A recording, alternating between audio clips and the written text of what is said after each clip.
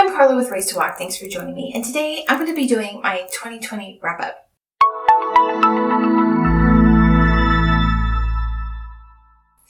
But before we get started, a little bit about this channel. Here we share good thoughts about good words, and on Fridays I host a live Bible study on Instagram at Raised to Walk. And then I publish 2 videos a week. I publish a replay of that Bible study with some study aids, as well as a video about books. So if you are interested in either of those things, be sure to subscribe to the channel, like the video, share it with a few friends, and also hit the bell for notifications so you can get updates about new videos. So, I know in the BookTube community it's common to do wrap-ups. I don't do them really often, and I know a lot of people who have book channels may read more books in a month than I do in a year. But I'm just going to kind of give you a little bit of an overview of what I read this year and what really had an impact on me. Now, I have a little book that I've been writing down what I read, and my goal was to read 52 books this year. But the thing is, I don't write down books that aren't good books. If they're not books that have value to me or that I would share with somebody, I don't write those down. So I did read more. But as far as the books that I wrote down, books of value, I had 38 on there. And this was a highlight from that list. So I started the year with Hunchback of Notre Dame by Victor Hugo. I have a reading vlog on that. And that really was, I love the book. I actually, one of my goals for 2021 is to read Les Miserables again. But it was just not only just the story, and that I was glad that I read it because of that, but also just because, Hugo's illustration of how form and spirit interact, and how what our focus is on affects us, our character and our spirit. It really gave me more of an understanding of how faith and works fit together. And that, when I read Nicomachean Ethics, that kind of really tied into that. I also read that this year. One of the other books I read at the beginning of the year was for a class. It was the Apostolic Fathers in English. Now, you can find, I think, most of this, if not all of this, on sites online like ccel.org and other places like that publish, early Christian writings. But it is really handy to have it in a book format. I will say I'm not a fan of this binding. It cracked. I don't know if you can tell, but like the center is already, spine's breaking. The spine cracked the first time I opened it up. I actually covered it with contact paper, so hopefully it will hold up a little bit longer. But the Apostolic Fathers are the writers of the church of the first century. So these are some of the people that knew the apostles, that were taught by them. And I think that it's always really important to read the Bible in context. And when you read this, it really gives you an understanding of a lot of the parables and a lot of the teachings. So, if you want to know how to interpret something, then, read some of these writers that were taught by the people who wrote the books of the New Testament, and see how they understand it and what their perception and understanding was of those same things.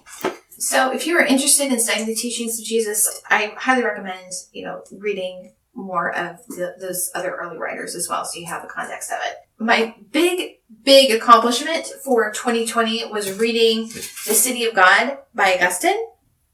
This I read through with a group with my people that were in the apologetics program. It wasn't for the apologetics program, but the same people were in it. And this was an accomplishment, as you can tell. I have a lot of notes and tabs on this, and I do have a video on this. I really love Volume 1, not so much Volume 2, but I'm really glad that I read this. The other big read-through I did this year was all the Harry Potter books. One of my friends was hosting a class through her church. Since everybody's in lockdown at home, they were doing it online, and so I was able to participate in that. It was really awesome. I do have a few reviews up already. I'm going to be doing more reviews of my thoughts as a first-time reader of the Harry Potter series. I just haven't finished all of those yet, but that was the other big read-through. I did start another book club. People, that's been one of the fun things. It's like everybody's at home. Everybody's doing things on Zoom. So there's been more opportunities for connections and communities than maybe you would have done normally, when we would normally be focusing on more in-person things. So I read, we started that book group with, the Benedict option, which I'm not a fan of. I have a review video on that one if you want to know why I don't like it. We did a read through of Stratford Caldecott's Beauty for Truth's Sake, which was also really good. And I think we're taking a break right now. We're going to start on Doom in January sometime. So looking through these, I read a lot of books on like Christian living, spiritual formation. Some of them weren't as good as others. And I ended this year with It Can't Happen Here by Sinclair Lewis, which was pretty appropriate because when I started reading it, it was right after the election. And it was kind of eerie because, like, as you're reading through it and seeing how everything's played out. So I don't think I've ever read anything by Sinclair Lewis. I'm going to start read the blurb from this. It Can't Happen Here is only one of Sinclair Lewis's later novels to match the power of Main Street, Babbitt, and Arrowsmith, which I haven't read any of those either. A cautionary tale about the fragility of democracy, it is an alarming, eerily timeless look at how fascism could take hold in America. Written during the time of the Great Depression, when the country was largely oblivious to Hitler's aggressions, it juxtaposes sharp political satire with the chillingly realistic rise of a president who becomes a dictator to save the nation from welfare cheats, sex crime, and a liberal press. Called A Message to Thinking Americans by the Springfield Republican when it was published in 1935, it remains as fresh and contemporary as today's news. So this edition was actually published in 2014, but Sinclair Lewis published this in 1935. So this was right after the Great Depression. It was after World War I, before World War II. And in 1934, that was the year that the Reichstag voted to make Hitler a dictator.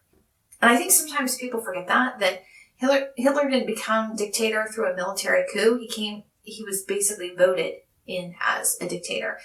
It's a little eerie reading this. There is a little bit of commentary in this. And I'd like to find maybe another book that kind of explains it in more depth, just because there's a lot of historical figures in this, and then there are other people who are based on historical figures. And so this is another one. Like when I was reading The Hunchback of Notre Dame, there were like historical figures in there.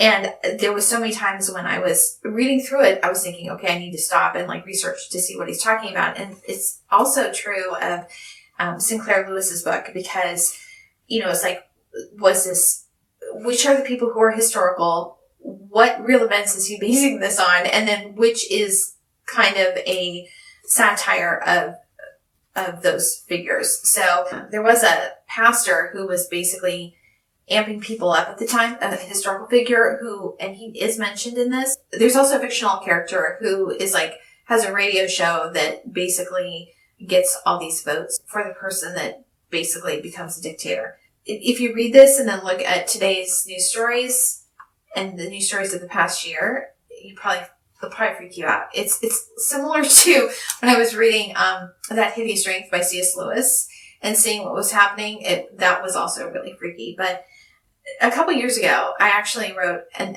article on my website called What Do We Mean When We Say Never Again? And it was about the Holocaust, about how people, there's a lot of people who know about the Holocaust, say Nazism was horrible, but they missed the point that it wasn't just about Hitler, it was about the Germans as a people as a whole that bought into Hitler's divisiveness and propaganda.